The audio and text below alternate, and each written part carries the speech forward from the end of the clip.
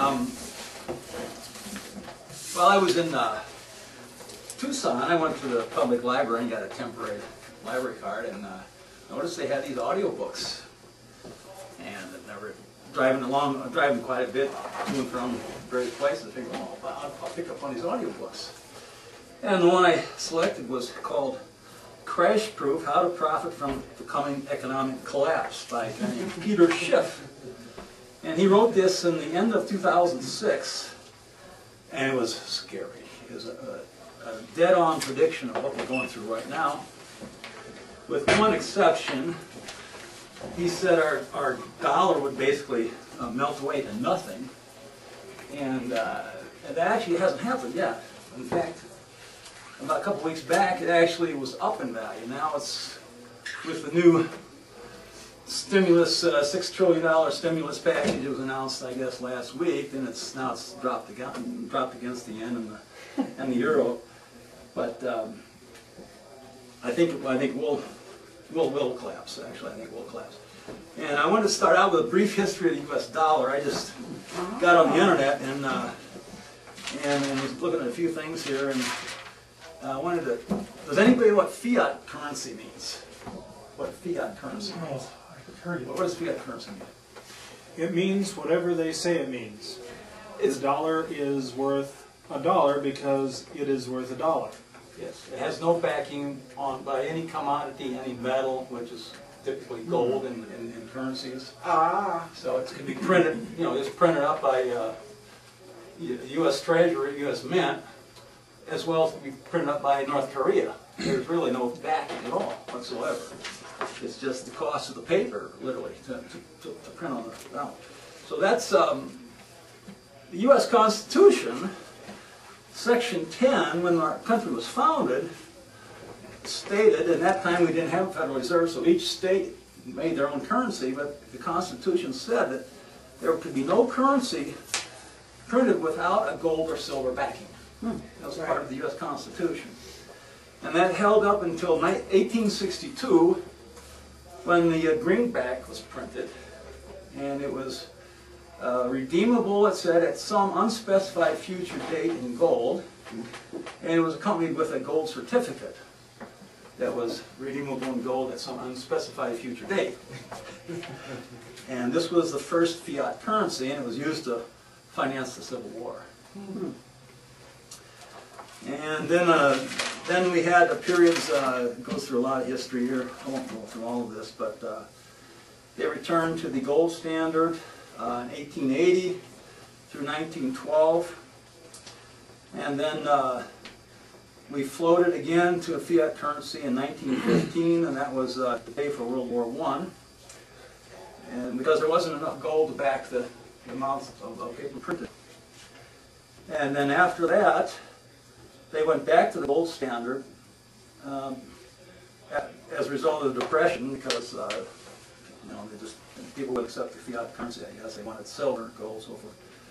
And they started pegging world currencies to the U.S. dollar or the UK pound. And a certain amount of gold was redeemable with either of those two currencies.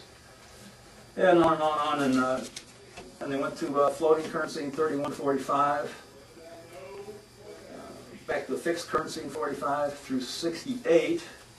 Lyndon Johnson, they had this Bretton Woods Accord and so forth, and they came up with this Federal Reserve note. And Johnson took us off the silver standard. I guess they had half dollar in 1965. That they redeemed at 40 cents on half dollar in silver. In 68, they said it no longer.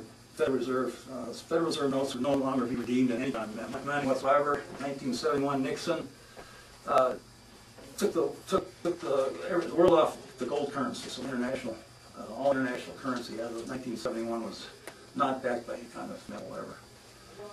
And from that time on, we basically had tremendous inflation or devaluation of the dollar. And a personal story here is I bought a BMW in Germany in 1971 for $3,400, 2002. And today a BMW 320i is what? Young guys, you know, way too much. 28,000, something like that. Yeah. So 10 times the price for the same product, basically. So what to do? What to do about the coming U.S. dollar? This Peter Schiff, I think, is a very smart guy. He says, buy bullion. You can buy gold that's just used for the value of gold. It's not printed out as coins, bullion bars or whatever. You put those in a bank.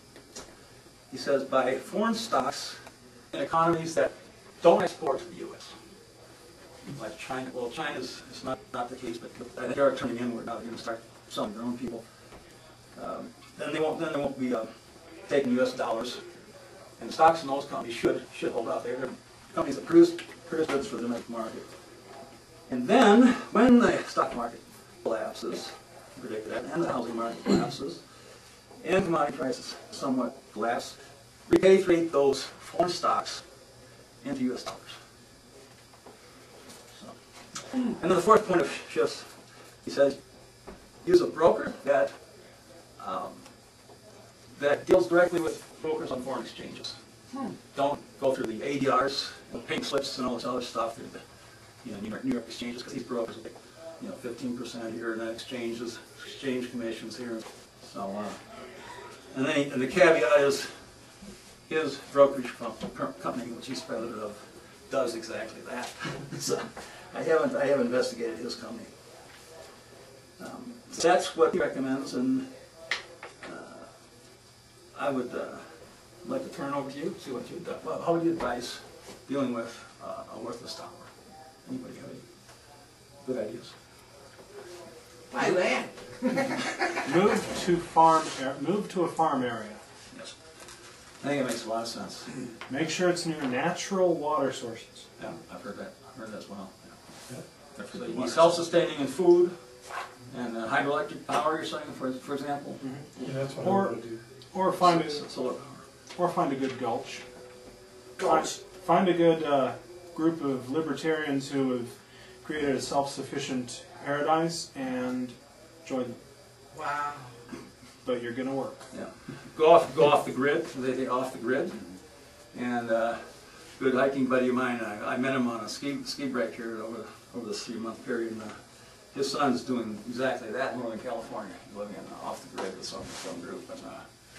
And another church member, his son's in Costa Rica, working on an Amish farm down there. This guy sold out from Pennsylvania, moved to Costa Rica, raising cows, chickens, and this fellow's son went down there, not knowing really what to do, and he somehow got linked in with this Amish group, and he said, "Well, I'll tell you what, you can come and pick up eggs." If you're being paid in inflated dollars, I guess you can keep retirees on fixed incomes. We're hosed, unless we. I think You have to die when your money runs out. That's what I'm looking to do. My life expectancy is dropped considerably. Is that what you were going to recommend? Well, I mean, it's what I told my children. I said, I'll be dying a lot sooner than I've got kids. Mom doesn't want to be alive broke. That's not going to work. You've heard the joke, well, the 401k is now $4.01. Thank you, Ms. Stolzman.